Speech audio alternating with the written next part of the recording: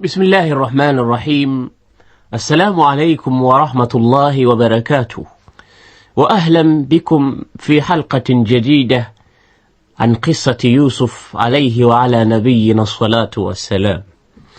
Ndugu wa Islam, katika kisa kilichopita ambacho tunaendelea nacho leo, Yusuf ameombwa na Imraatul Aziz, waziri wa ndani ya serikali ya mfalme wa Misri, katika jumba zuri na sehemu nzuri.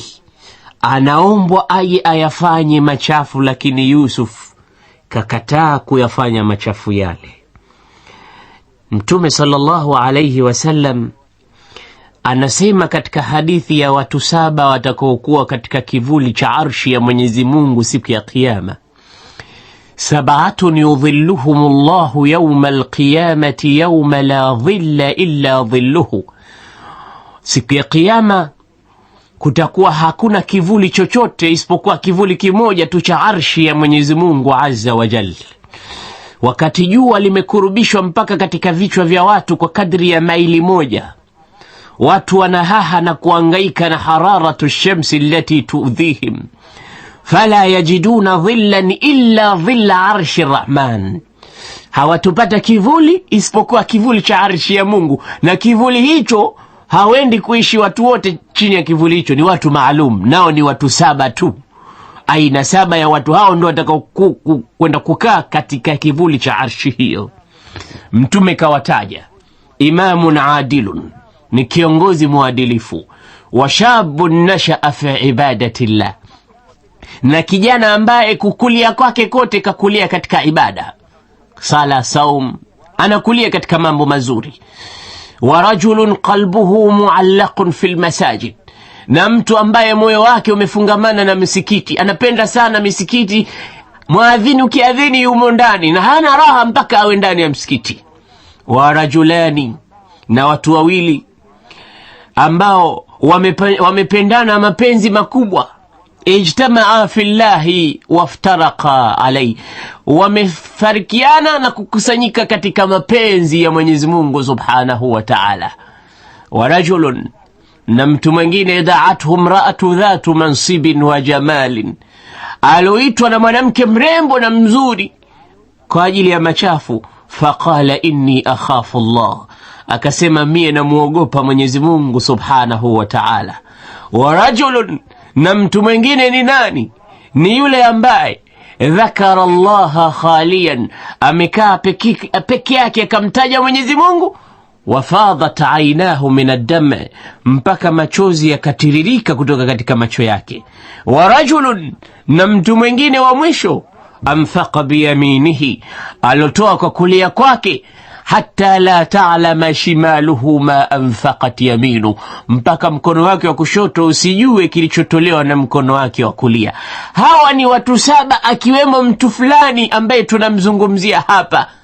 Da'athu imra'atu dhatu mansibin wa jamalin, aloitwa na mwanamume mzuri kama ni mwanamke, na mwanamke mzuri kama ni mwanamume. Akasema mie namuogopa Mwenyezi Mungu. Sio leo kwamba mtu anaogopa maradhi hatari, sio kwamba unaogopa ukimwi ndio unakataa, unamuogopa Mungu kufanya machafu kama hayo. Basi abshir, fa anta fi dhilli arshi rahman yawma la dhilla illa dhillu, utakuwa katika kivuli cha arshi ya Mwenyezi Mungu. Lakini ndivyo tunavyofanya vijana leo. Ukishaitwa na mwanamke mrembo ndio unaona umeshapata nafasi, ndio umeshapata fursa, unajiapiza mwenyewe kwa mwenyewe, leo nisipofanya kweli mie nitakuwa mpumbavu wa nafsi yangu. Unaona kwamba umepata fursa njema, unasema alfursatu la tatakarrar, bwana, fursa haiji mara 2, opportunity never come twice bwana, hii ndo hii ikishapita hii ndo basi.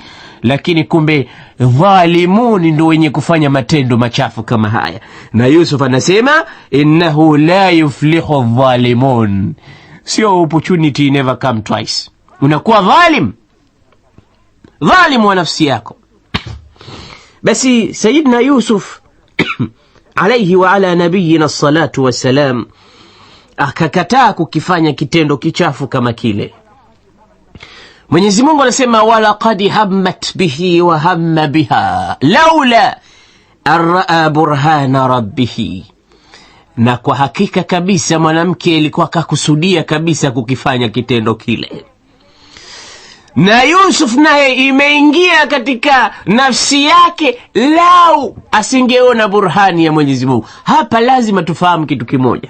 Lugha ya Kiarabu unaweza kusema saqattu laula an masakani biyadihi fulan, nilianguka lau asingenikamata mtu fulani.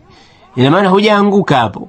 Kwa hiyo Yusuf hajatamani kwa kuwa kaiona burhani ya Mwenyezi Mungu, wala hajafikia kikao kwamba yeye na yeye alikuwa kakusudia kuyafanya machafu yale. Mwenyezi Mungu asema laula arraa burhana rabbih, kaiona burhani ya Mola wake. Na burhani hiyo wanasema ulama wa tafsir kamuona baba yake Yaqub. Anaambia Yusuf, atasna'u hadha, usije ukaitikia mwito wa bibi huyu, haya ni matendo hayafanyi isipokuwa jahil. Wengine wanasema kaiona burhani ya Mola wake, kamuona Jibril alayhi salam. Alhasil Allahu a'lam, burhani gani aloiona Sayyidina Yusuf, dalili gani aloiona iyo kumhakikishia kwamba haya ni matendo machafu, akaachana nayo. Kadhalika linasrifa anhu as-su'a wal fahsha innahu min ibadina al-mukhlasin. Namna hiyo ndivyo tunavyomuepushia machafu na maovu. Hakika yeye Yusuf ni mmoja katika waja wetu mukhlasin, walotakasika, waja wasafi kabisa. Na kweli kabisa, mtihani wa wanawake kwa wanaume ni mtihani mzito mno. Ndio maana Mtume anasema ma taraktu fitnatan ashadda ala ar-rijali minan nisa, sijaacha mie fitna nzito ilokuwa nzito sana kwa wanaume kama wanawake. Mwanamume anaweza kuokoka na mtihani wowote, lakini mtihani wa mwanamke kwake yeye ni mtihani mzito mno. Na Yusuf kapita mtihani huu. Bibi huyu hakuwa ni mwenye kuyapata alikuwa kayakusudia kuyapata. Yusuf akajiepusha naye. Wastabaqa albab, alipokataa kuyafanya haya Yusuf akakimbilia mlangoni kwa ajili ya kufungua, na bibi huyu naye anakimbilia huko mlangoni kwa ajili ya kumkamata Yusuf na kumpeleka katika sehemu ya kuyafanyia machafu. Subhanallah, ndani ya jumba la waziri, jumba zuri, ndani ya kitanda cha waziri, kitanda kizuri, na bila shaka kuna nukia manukato, kuna nukia mazuri, na ndani ya mke mzuri wa waziri. Lakini haya yote yalikuwa nothing kwa Sayyidina Yusuf, la shay, mata'ul hayati dunya. Hizi ni starehe za ulimwenguni tu, si chochote hiki mbele ya Mwenyezi Mungu Subhanahu wa Ta'ala. Maadamu Mwenyezi Mungu asema wala taqrabu zina, hata akiwa mwanamke mzuri kama malaika, hata ndani ya jumba zuri, hata ndani ya sehemu nzuri, unatakikana kuepusha nafsi yako na uovu kama huu. Wastabaqa albaba, wote wawili wakakimbilia akasema mlangoni. Huyu anakimbilia kujiokoa na huyu anakimbia kumleta katika sehemu ya machafu. Waqaddat qamisahu min duburin, hapo akaichana kanzu ya Yusuf kwa sehemu ya mgongo. Kwa kuwa anakimbilia sasa, kaikamata kanzu ile kwa nguvu kumchukua kumrudisha, kanzu ikachanika. Wa alfaya sayyidaha lada albabi, hapo akikimbilia kufungua mlango, hapo mumewe alikuwa kishaifungua milango yote mpaka kishafika mlango wa mwisho. Amemuona sasa huyu uso kwa uso, anaingia katika chumba chake, anakuta mambo ni kama haya. Mke anamparamia mwanamume ili kwa ajili ya kumleta katika sehemu afanye naye machafu, na mume anakimbia kujiokoa nafsi yake na kitendo kichafu.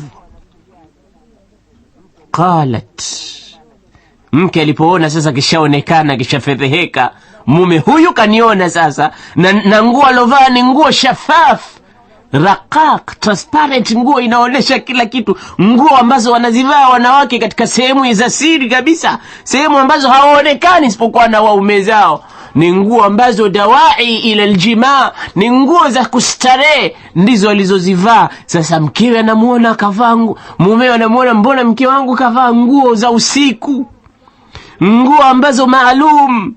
Imekuwaje tena ndani yuko kijana huyu na kanzu huku zimechanika? Mke alipoyaona haya akaona, hapa leo nimefedheheka. Sasa nisipo anza mimi kuzungumza, kazungumza huyu, ole wangu. Ndipo alipotamka mwanamke, qalat, akasema, ya wailata. Qalat, akasema, ma jazau man arada bi ahlik su'a. Bibi huyu anamuuliza mume, qalat ma jazau man arada bi ahlika su'a, ni malipo gani utamlipa mwenye kuwafanyia watoto wako au watu wa nyumbani kwako uovu? Hapa tumefanyiwa ubaya sisi.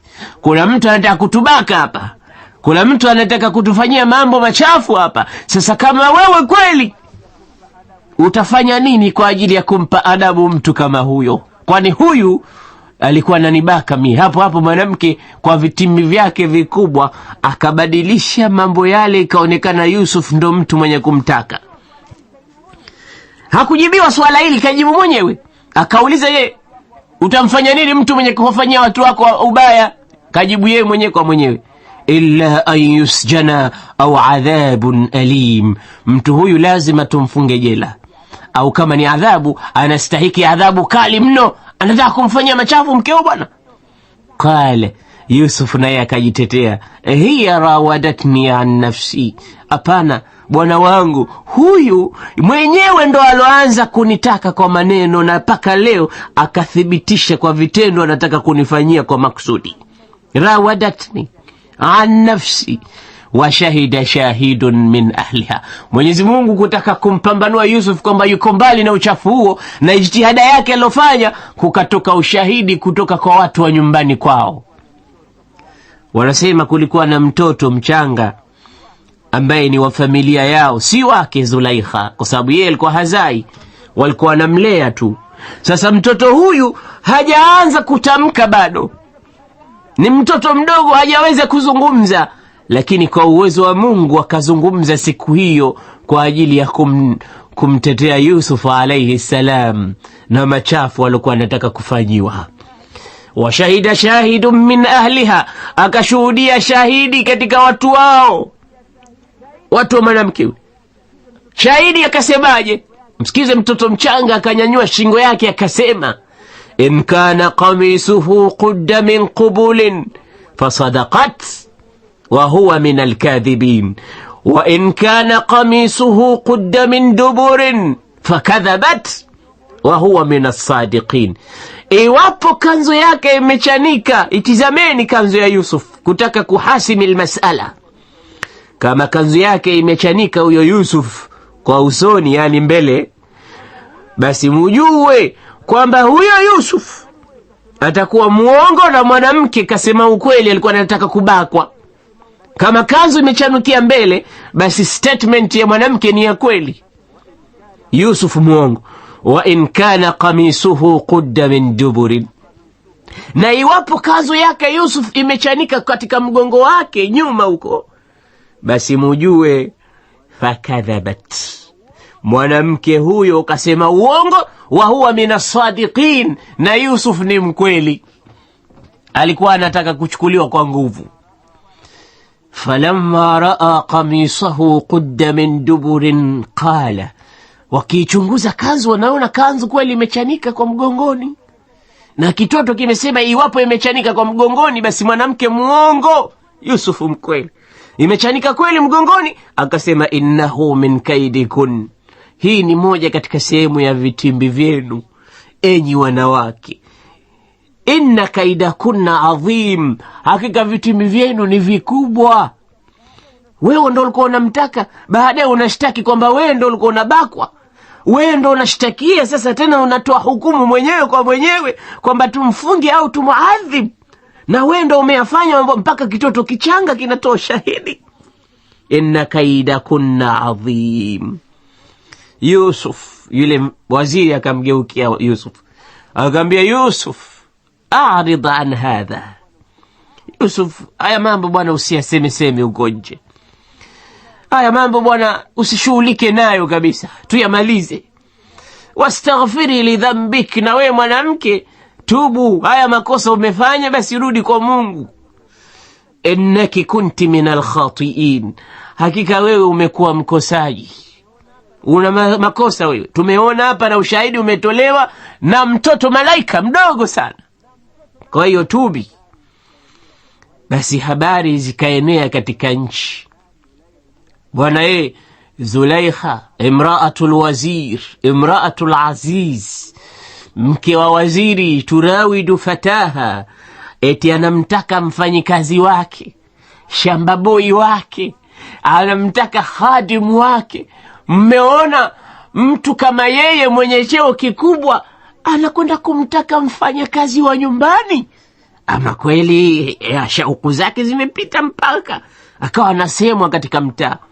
Allah anasema, waqala niswatun fil madinati imra'atul azizi turawidu fataha an nafsihi qad shaghafaha hubba inna lanaraha fi dalalin mubin tadau al-ashya'a fi ghairi makani. Kaweka mambo mahala pasipokuwa, kapenda mahala ambapo sipo. Huyu ndo naraha fi dalalin mubin. Kweli itakuwaje imra'atul aziz ampende boy wake nyumbani fi dalalin mubin? Wada'at al-ashya fi ghairi mawadhi'iha, kaweka mambo sio mahala pake. Tungesikia mtu mwingine labda, lakini mtu mfanyikazi wake ikawa ndo stories zimeenea katika mji. Imratul Aziz akasikia kwamba watu wanamsema alikuwa anataka kufanya mapenzi, kamkamata tena kwa nguvu mfanyikazi wake wa nyumbani. Itakuwaje habari hizi? Akaona hawamjui Yusuf, ndio maana wananilaumu mie. Sasa nataka kufanya ujanja mmoja, niwaoneshe, nijitoe mimi kimasomaso kuwaonesha kwamba mie sikuwa na makosa. Akawaalika, kukawa na shughuli fulani nyumbani kwake, akawaalika wanawake wa mjini pale.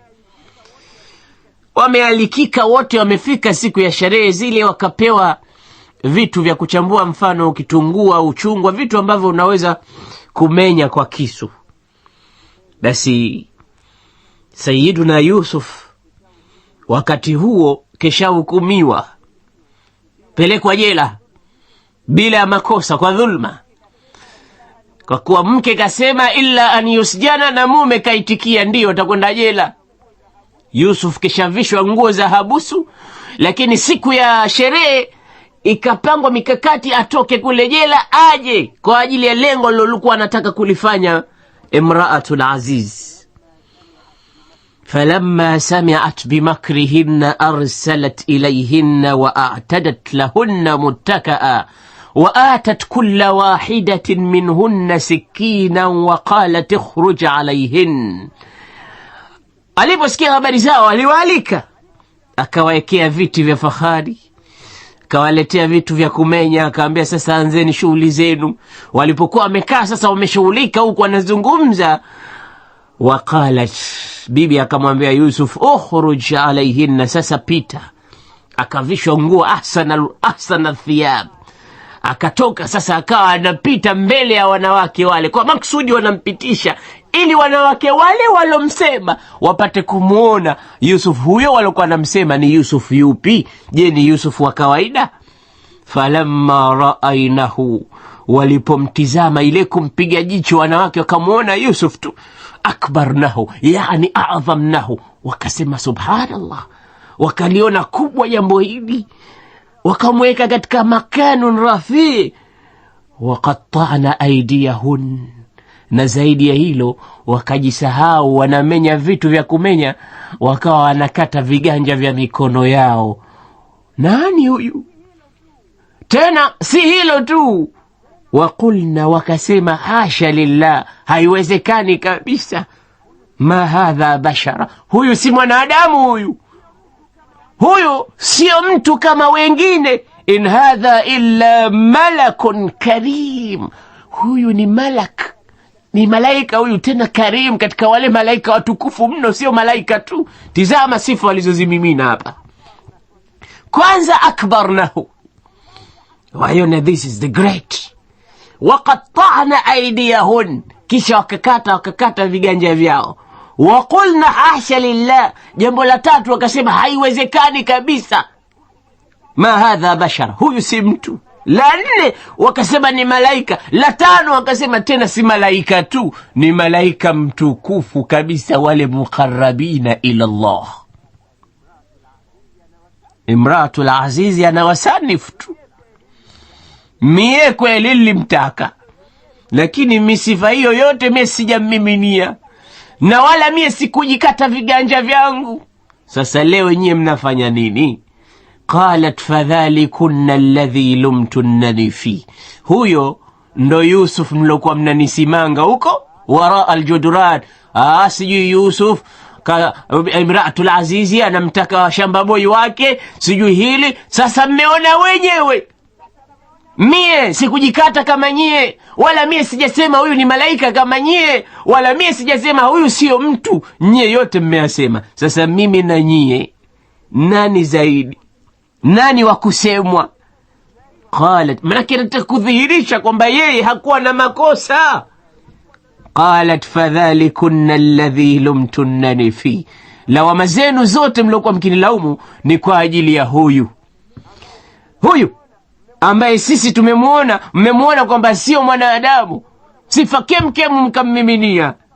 Walaqad rawattuhu an nafsihi fastasam, na mie kweli nimemhitaji kwa ajili ya nafsi yangu, nimemhitaji kwa mapenzi, nimeitaka nafsi yake yeye mwenyewe, akajizuia, akaniambia abadan ma'adha Allah innahu rabbi ahsana mathwai innahu la yuflihu adh-dhalimun. Hivi ni vitu ambavyo tunavisoma hapa ndani kupata kudwa, kupata kigezo, hasa shababul muslimin ambao ndo wamekamilika katika nguvu zao, na wengine wazuri, na wengine wana mali, na wengine wana uwezo na haiba, lakini wanatakikana kumuiga Sayyiduna Yusuf alayhi wa ala nabiyina salatu wassalam.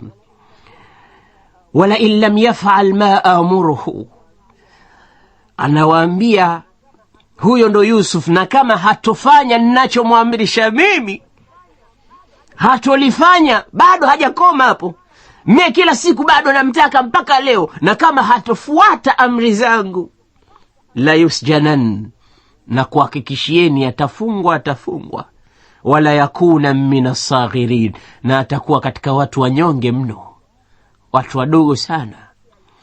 Salama yake aitikie mwito wangu, salama yake anisikilize nitakayo yasema, lakini kama hanisikilizi, hanitaki mie, ajue kwamba asijnu masiruhu wa mathwa, mwisho wake jela tu, hamna zaidi.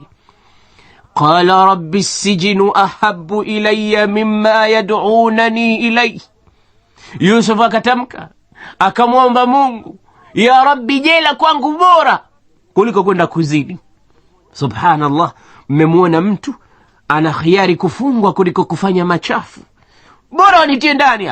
Lakini kuingia katika madhambi, kuingia katika zina, na mwanamke mwenyewe si mwanamke tu, Imratul Aziz, bali anaona bora mie kwenda jela kuliko haya wanayoniita niyafanye. Rabbi sijinu ahabbu ilayya mimma yad'unani ilayhi, ya Rabbi, lakini mie ni mwanadamu, naogopa kufitinika zaidi na zaidi, naogopa kuja kufitinika na kumili kwa wanaoyataka. Wa illa tasrifa anni kaidahunna asbu ilayhinna wa akum minal jahilin, na usiponiondoshea vitimbi vyao hivi, pengine inawezekana kumili kwangu katika machafu hayo, na nikawa miongoni mwa watu wajinga. Fastajaba lahu rabbuhu, Mola wake akamuitikia dua yake aloomba kwamba nipe nguvu zaidi ya Rabb. Fasarafa anhu kaidahun, akamuondoshea vitimbi vya wanawake. Innahu huwa samiul alim, hakika yeye ni msikizi na yeye ni mjuzi wa yote. Ikawa si Imratul Aziz peke yake, sasa wanawake wote walokuja pale, kila mmoja sasa anatafuta na yeye njia amkamate Yusuf, yeye awe wake. Sio mmoja tu, balaa ikazidi katika mji, ikazidi.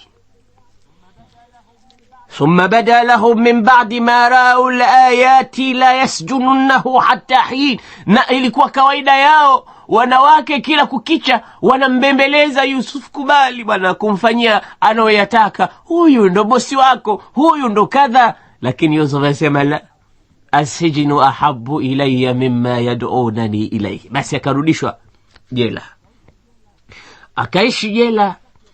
Sasa wakati wa kuingia kwake jela, Allah anasema wadakhala ma'ahu sijna fatayan. Huko jela akaingia na vijana wawili. Mmoja katika hao alikuwa karibu sana na mfalme, kazi yake kumhudumia hivi na hivi. Basi walionekana walimkosea kidogo mfalme kawatia adabu, kawapeleka jela. Sasa ikasadifu kuingia pamoja na Nabii Yusuf. Allah anasema wadakhala ma'ahu sijna fatayan, wakaingia vijana wawili pamoja naye jela. Qala ahaduhuma, katika kukaa kule jela wakaota ndoto wale vijana. Mmoja wao akamwambia Yusuf, inni arani a'siru khamra, mimi nimeota usiku nimechukua zabibu nazikamua, natengeza tende, natengeza pombe. Waqala al-akhar, mmoja akasema inni arani ahmilu fawqa ra'si khubza, mimi nimeota nimebeba juu ya kichwa changu mkate, taakulu at-tayru, na ndege yuko juu yake, taakulu at-tayru minhu anakula. Nabina, tueleze bitawilihi, tafsiri ya ndoto hizi. Inna naraka minal muhsinin, hakika sisi tunakuona mtu mwema. Biidhnillah tabaraka wa taala, katika hadithi itakayofuata ya Yusuf alayhi salam tutaeleza maana ya ndoto hii, na tutaeleza vile vile baqiyatul qissa. Wa ila liqa'in akhar biidhnillah. Taqabbal Allahu minni wa minkum walau kariha almushrikun. Ndugu Islam, Sayyidina Yusuf alayhi wa ala nabiyina salatu wassalam amekutana na ndugu yake Binyamin, akamweleza kwa mwambia kwamba inni ana akhuk, hakika yangu mimi wewe ni ndugu yangu na mimi ni ndugu yako. Fala tabtais bima kanu ya'malun, basi usiwe mnyonge wala usihuzunishwe na yale walikuwa kikufanyia. Ikiwa na maana kwamba walimtesa Yusuf, baada ya Yusuf kuhakikisha kwamba wamemmaliza, wakarudi wakawa wanamtesa ndugu yake Yusuf. Kwa Sayyidina Yusuf yutaminu alayhi, anamtuliza ndugu yake, anamwambia la takhaf, la tabtais bima kanu ya'malun. Kwa hiyo mbinu alizozifanya za kukitia kile chombo ambacho ni pishi iliyokuwa ikitumika katika kipimo cha kuwauzia watu walikuwa wakiingia katika nchi ya Misri kwa ajili ya kuchukua chakula, kwa kuwa ile miaka 7 ya ukame ilikuwa tayari imeshatanda katika nchi, zikawa nchi zote zimeingia katika ukame, isipokuwa kukapatikana habari kwamba nchi ya Misri chakula kipo na kinauzwa kwa bei ile ile iliyokuwa ikiuzwa kabla ya ukame haujaingia. Nchi nyingine vyakula vilikuwepo, lakini vilikuwa vimepanda kwa sababu ya ukame, kwa kuwa chakula hakipatikani, kinauzwa ghali mno. Lakini Nabii Yusuf ikawa kile chakula kipo na bei ndo zile walizokuwa watu wananunulia wakati ambapo walikuwa wakiishi katika hali njema. Kwa hiyo pishi ikapatikana katika mfuko wa Binyamin, na Yusuf akamchukua Binyamin kwa hila alizozipanga ili abakie naye pamoja. Kwa hiyo ndugu walipoona kwamba ndugu yao keshazuiwa kaiba,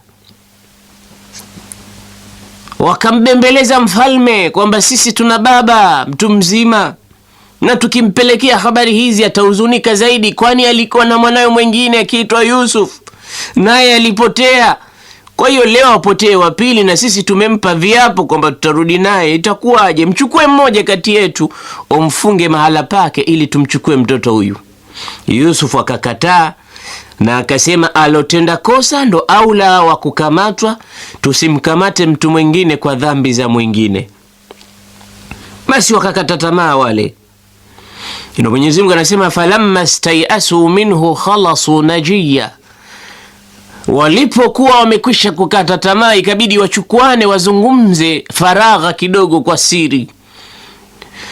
Wakenda kando kidogo, wakaanza kunongonezana. Jamani, qala kabiruhum alam ta'lamu anna abakum qad akhadha alaykum mawthiqan min Allah. Jamani, mlisikia baba akichukua kiapo na ahadi kutoka kwa Mungu, na nyie mmechukua viapo mbele yake kwamba mtarudi naye Binyamin. Leo Binyamin kisha kamatwa. Sasa leteni rai zenu. Wa min qablu ma farrattum fi Yusufa falan abraha al-ard. Anawadokeza sasa mambo yaliyopita kuhusu ardhi, kuhusu Nabii Yusuf. Mnakumbuka tulipochukua dhamana ya kumhifadhi Yusuf na hatukufanya? Tukarudi tukamwambia kaliwa na mbwa mwitu. Na leo mmekumbuka tumechukua viapo mbele ya baba tutarudi naye, na hili pia leo linakuwa haliwezekani. Basi na mimi yule mkubwa wao akawaambia, wallahi naapa falan abraha al-ardh hatta ya'dhana li abi. Siondoki hapa leo, sirudi tena kwa baba yangu, labda nyie muende anipe ruksa, asema acheni aje, au yahkum Allahu li, au Mungu alete hukumu zake. Kwa kuwa mimi ndo mkubwa, nitakapofika kule lawama zote baba ataniangushia mie. Sasa bora na mie nisiende hata huko nyumbani. Hii ni mitihani inampata Nabii Yusuf. Mtoto wa kwanza hayupo, wa pili ndo huyo, na huyu watatu naye anagoma, anasema siendi nyumbani mie mpaka Mungu ahukumu kati yangu mie na kati ya nyumbani kwetu. Basi akawapa amri pale, akawaambia irji'u ila abikum, rudini kwa baba yenu ambaye ni baba yangu mie vile vile. Faqulu, muambieni baba yenu wazi wazi, ya abana, ewe baba yetu, inna binaka saraq, hakika mwanao kaiba. Alipoiba kakamatwa na wenyewe kafungwa. Wama shahidna illa bima alimna wama kunna lilghaibi hafidhin. Si tulipoulizwa kuhusu vipi kama tutampata mwizi tufanya nini, tukawaambia fanyeni mnavyopenda, awe mtumwa kwenu, awe na hukumu zenu mnazozijua nyie, hukumu ndo ile ile mnayojua nyie. Basi tulitoa ushahidi, lakini kumbe yupo kati yetu mwizi na si hatukujua, tusingesema hivyo. Was'alil qarya, kiulize kijiji allati kunna fiha, ambacho sisi tulikuwepo pale ndani. Wal'ira allati aqbalna fiha, uliza msafara wote, waulize hao, watakuwa mashahidi. Wa inna la sadiqun, na sisi ni wakweli baba katika tunaoyazungumza. Sasa wapi ataamini Nabii Yaqub mambo haya? Walikwenda wakamwambia Yusuf, akalahu dhiib, yale uliyoogopea yameshatokea. Leo anakwenda kumwambia kafungwa. Bila shaka itakuwa mbinu zile zile tu. Itakuwa kisa cha yule mtu alopiga ukelele, jamani naliwa na mbwa mwitu. Wenzake wakitoka mbio kwenda kumuokoa, wanamuona anawacheka wao. Mimi nilikuwa nakuchezeeni tu bwana, hamna mbwa mwitu, hamna chochote. Wakati siku mbwa mwitu kweli anamtafuna, jamaa akasema mwacheni huyo bwana, ndio maskhara yake hayo. Kumbe analiwa kweli. Siku ya pili wakamwachia mbwa mwitu kufanya kazi yake, wakifika wanaona mifupa. Ala, jamaa kumbe alikuwa analiwa kweli huyu, lakini umeshawazoesha watu maskhara. Sasa mtu alikuwa na tabia ya uongo, hata siku akija akisema kweli watu hawamwamini. Sasa hawa leo ni wa kweli, watakao kwenda kumwambia baba yao kwamba kweli mwanao kaiba, kakamatwa, lakini washazoesha kumpa Nabii Yaqub mambo ambayo si ya kweli. Kule kaambia kaliwa na mbwa mwitu na kanzu hii, na Yaqub akajua kwamba hii kanzu hii haijachanwa na mbwa mwitu. Vipi mbwa mwitu atamvua mtoto kanzu ndo amle? Kwa hiyo wakarudi kwa baba yao. Waliporudi wakamwambia, ya abana inna ibnaka saraq, baba mwanao kaiba. Yaqub akamwambia, bal sawalat lakum anfusukum amran fasabrun jamil. Tena mmerudia tena mchezo wenu, nafsi yenu ikakupambieni jambo ovu mkaliona zuri. Basi mimi sina la kusema, subra ndo kitu bora. Fasabrun jamil, namuomba Mungu anipe subra njema. Asa Allah an yatiyani bihim jami'an. Hapa Yaqub akasema maneno mazito, huenda Mwenyezi Mungu akaniletea watoto wangu wote kwa pamoja. Kwa subra yangu Mungu akaipa matunda mema, watoto wangu wote wakarudi nyumbani. Innahu huwa al-alimul hakim, hakika ni mjuzi mwenye hikma, anafanya mambo yake kwa hikma. Watawalla anhum wa qala ya asafa ala Yusuf wa biyaddat aynahu min alhuzni fahuwa kadhim qalu tallah taftau tadhkuru Yusufa hatta takuna haradan au takuna min alhalikin. Baba ikawa huzni sasa zimechanganya, huzni za Yusuf, za Benyamin na yule mwingine. Alhasil huzni kubwa ilikuwa kwa Yusuf mpaka macho yakawa hayaoni kwa kathratul buka, kathratul huzni. Yusuf kwa kuwa hayupo naye, basi macho yakapofuka ikawa haoni kwa sababu ya macho kutiririka machozi kwa wingi. Wakamlaumu, huachi baba yetu wewe kumtaja Yusuf mpaka katika hali hii? Utaangamia wewe kwa kumtaja Yusuf na kuhuzunika juu yake. Qala innama ashku bathi wa huzni ila Allah, mimi shtaka zangu zote na huzni zangu napeleka kwa Mwenyezi Mungu. Wa a'lamu min Allahi ma la ta'lamun, na mimi ninajua kwa Mwenyezi Mungu msiyoyajua, msinilaumu mie. Ya baniya, enyi watoto wangu, idhhabu, ebu nendeni, fatahassasu min Yusufa wa akhihi, fanyeni uchunguzi, mfanye tahassus. Tahassus kinyume cha tajassus, tajassus kwa shari. Tahassasu min Yusufa wa akhihi wala tayasu min rauhillah. Akahisi kitu huyu Yaqubu hapo, anaambia watoto wake, hebu nendeni mfanye uchunguzi wa kheri kumuhusu Yusuf na ndugu yake.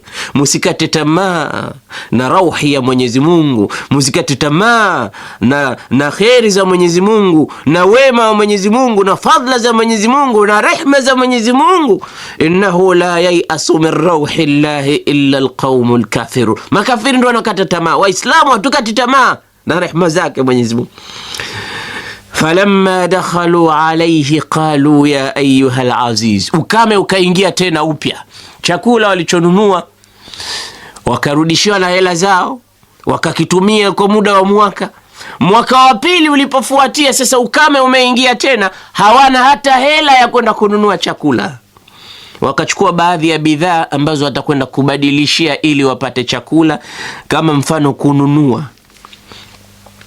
Basi wakafunga msafara tena, sasa wanarudi tena Misri kutoka Palestina, kwa kuwa huku walikuwa wakiishi Yaqub na watoto wake ilikuwa Palestina. Sasa wanakuja Misri, nchi jirani tu.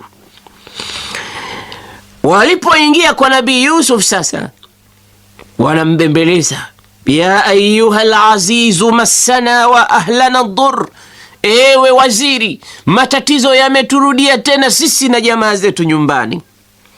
Wajina bibidaatin muzjat, na sisi leo tumekuja na bidhaa duni kabisa.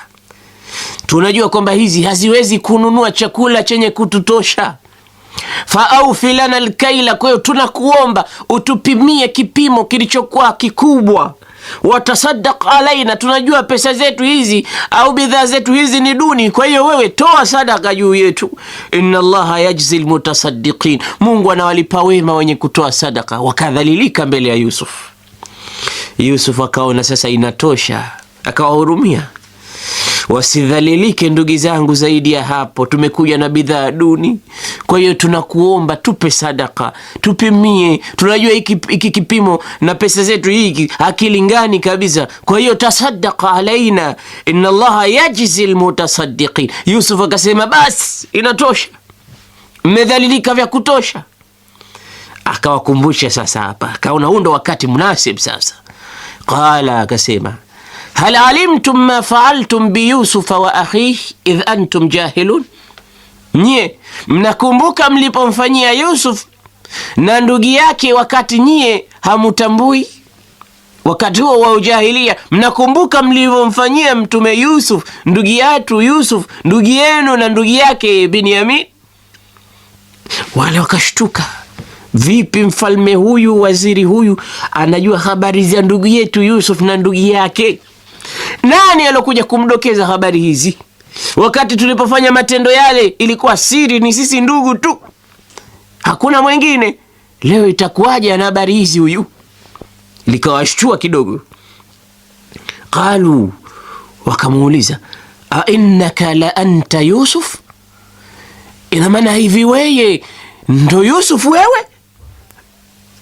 Qala ana Yusuf wa hadha akhi, akasema ndio mimi ni Yusuf na huyu ni ndugu yangu Binyamin. Ana Yusuf wa hadha akhi, na huyu ni ndugu yangu mdogo Binyamin. Sikiliza maneno mazito. Qad manna Allahu alaina, Mwenyezi Mungu ametupa manni na mtinan. Innahu man yattaqi wa yasbir fa inna Allaha la yudhi'u ajra almuhsinin, hakika mwenye kumcha Mungu na kusubiri, Mwenyezi Mungu hatupi ujira wa mtu mwema. Mnajua kwa nini mpaka leo mimi nimefika hapa? Kwa vitu viwili tu, attaqwa wa sabr, ni ucha Mungu na subra. Ndivyo vilivyonifikisha hapa, vilivyonitoa kisimani, vilivyonitoa katika hasad, vilivyoniokoa na vitimbi vya wanawake, vilivyonitoa jela, vilivyonipeleka katika posti ya wazirul maliya. Innahu man yattaqi wa yasbir, vitu viwili tu, taqwa na sabr. Mwenyezi Mungu hatupi ujira.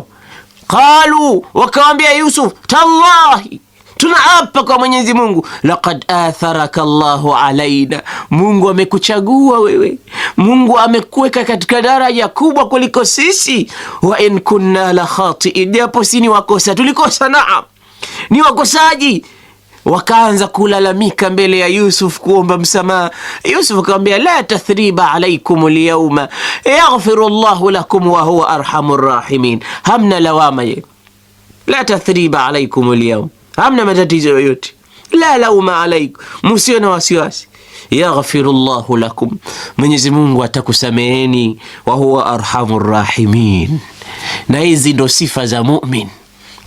Mu'min anasamehe anapokosewa. Bwana Mtume sallallahu alayhi wasallam ameteremshiwa aya zinasema, wasari'u ila maghfiratin min rabbikum wa jannatin 'arduha as-samawati wal ard u'iddat lilmuttaqin alladhina yadhkuruna Allah الذين ينفقون في السراء والضراء والكاظمين الغيظ والعافين عن الناس والله يحب المحسنين. Allah anasema jiandaeni kukimbia, muikimbilie pepo upana wake mbingu na ardhi. Pepo hiyo imeandaliwa watu gani? Uiddat lilmuttaqin, imeandaliwa watu wenye kumcha Mwenyezi Mungu. Wapi hao wenye kumcha Mwenyezi Mungu? Alladhina yunfiquna fi sarra, wenye kutoa mali zao wakati wa furaha, wadharra, na wakati wa dhiki, walkadhimina alghaidh, na wale wenye kuzuia hasira zao, wenye kuficha hasira zao. Na mtu kahamaki, kakasirika, lakini anapotajwa Mwenyezi Mungu anarudi nyuma, hasira zote anaziacha, anaficha hasira zake. Ndo Maamun siku moja yuko katika hafla yake. Maamun, mmoja katika viongozi wa Daulatul Abbasiyya, dola ya Abbasiyya. Sasa amewaalika watu mashuhuri katika kikao cha walima, chakula. Kaja mtumishi wake na mchuzi ndani ya bakuli. Sasa akifika kwa Maamun mwenyewe kakaa pale, yuko smart na nguo zake za kifalme zile. Basi akajikwaa yule mfanyikazi.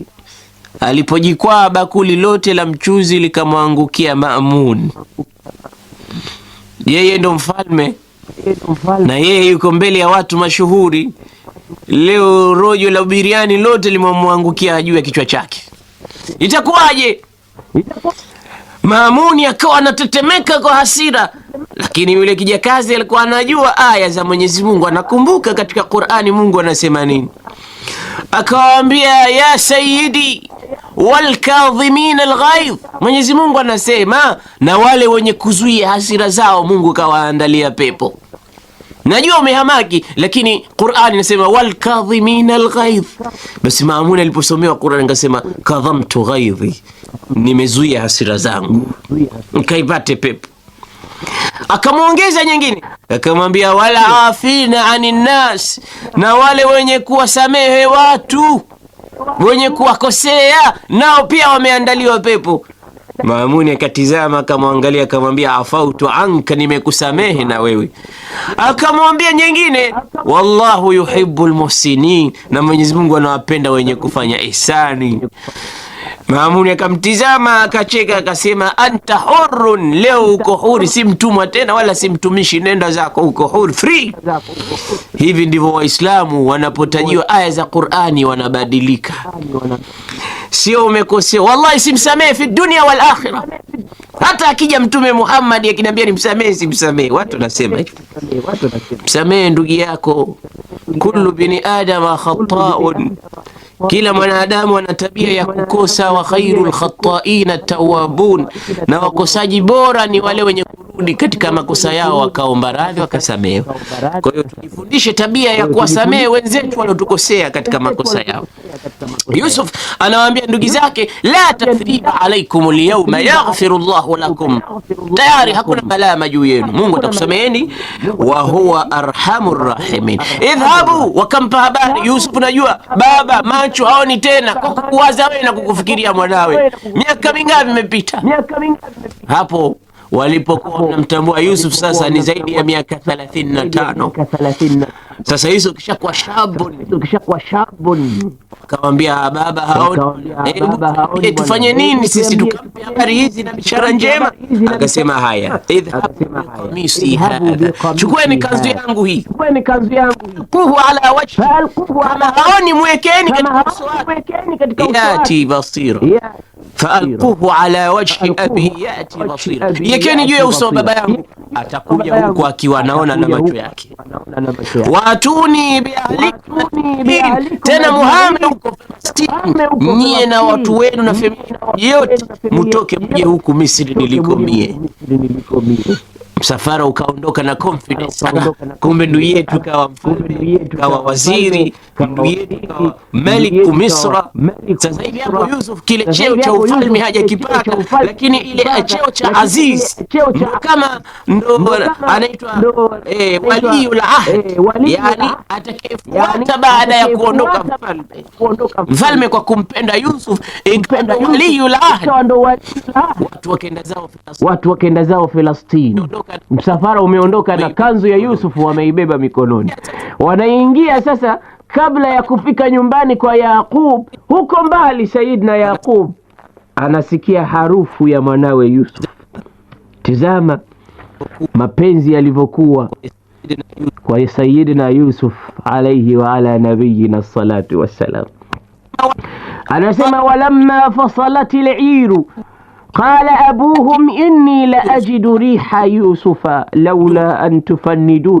Anawaambia walikuwa pamoja naye nyumbani, jamani, mnajua mimi harufu sasa hivi ninayoisikia ni harufu ya Nabii Yusuf, mwanangu Yusuf, naisikia harufu yake. Watoto hawajafika na kazi yake, wako umbali wa kilomita fulani kutoka nyumbani. Baba anasema nasikia harufu ya Yusuf. Watoto naambia, tallahi innaka la fi dalalika alqadim, wewe bado uko katika kosa lako lile lile la zamani la haya, utasikiaje harufu yake Yusuf? Falamma an jaa albashiru, alipokuja mbashiriaji sasa, alqahu ala wajhi, kaichukua kanzu kaiweka mbele yake. Fartadda basira, pale pale akaona, macho yakafunguka. Nabii Yusuf Yaqub akawa naona. Qala lam aqul lakum, kaambia je, sikukwambieni mimi? Inni a'lamu min Allahi ma la ta'lamun, najua kwa Mungu msioyajua nyie. Tizama sasa, wala kaambia, unajua baba, inna waladak sara malikan, tayari mtoto wako kishakuwa mfalme, amepata cheo cha wazirul mali, sasa hivi kishakuwa mfalme wa Misri. Baba akaonekana hajafurahi. Watoto kamuuliza, vipi, mbona tunakupa bishara njema hata ushughuliki? Akawaambia, hadithuni an dinihi, nielezeni yuko katika mila gani, yuko katika dini gani? Mnaniambia ufalme ni ufanye nini? Ufalme na ni vitu vya ulimwenguni tu hivi kuondoka. Niambieni, fi ayi dinin huwa, yuko katika dini gani? Bado ni dini ile ile yetu au kabadili dini? Mnaniambia ufalme wa kitu gani? Wakamwambia, baba basi tusamee. Qalu ya abana istaghfir lana dhunubana, tuombe msamaha kwa Mwenyezi Mungu madhambi yetu. Inna kunna khatiin, hakika sisi ni wakosaji, tumekosea, tulifanya vitu ambavyo si vizuri, sasa tunaomba msamaha. Qala sawfa astaghfir lakum rabbi, sawfa astaghfiru lakum rabbi, akawapa muda, niacheni sasa hivi kidogo, lakini baadaye nitakuombeeni msamaha kwa Mola wangu. Innahu huwal ghafurur rahim, hakika yeye ni mwingi kukubali tauba, mwenye kurehemu.